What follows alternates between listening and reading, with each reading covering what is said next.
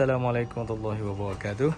Okay, so hari ni abang tu buat ada muffler half cut, muffler Jepun. Kita ada muffler macam-macam jenama lah. Kita ada Dang, Bliss Dang, ada HK. Okay, so yang ni projek kita kali ni adalah projek kita nak restore. Abang tu pun nak restore, nak bagi dia comel-comel sikit, kilat-kilat sikit. Dan ni pun dah karat, kita potong, kita buat macam original balik, macam kita jual lah. Okay, jadi kita nak pasang pun dia lebih senang. Okay, so ni kita akan cuci dulu, basuh. Lepas kita basuh, kita akan polish.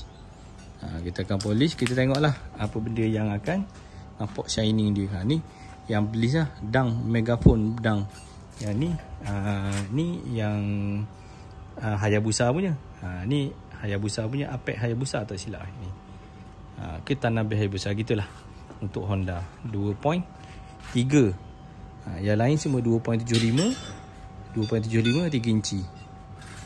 Ni 3 inci juga. Okay, so kita tengok hasil selepas kita restore. Okay geng, dah siap dah siap. Kita tak polish, habis lah sebab dia nanti dia punya keaslian dia hilang. Oi, berat tabung ni. Dia punya keaslian dia hilang. Cun-cun lagi lah. Yang ni HKS kan. Ni HKS ni HKS, cun-cun lagi. Ni HKS, ni Tanabe. Ni Hayabusa Tanabe.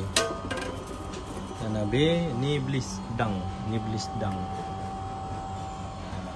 Okay, so ni lah, kita tak restore mana juga ke pun, kita cuma polish je lah. Okay.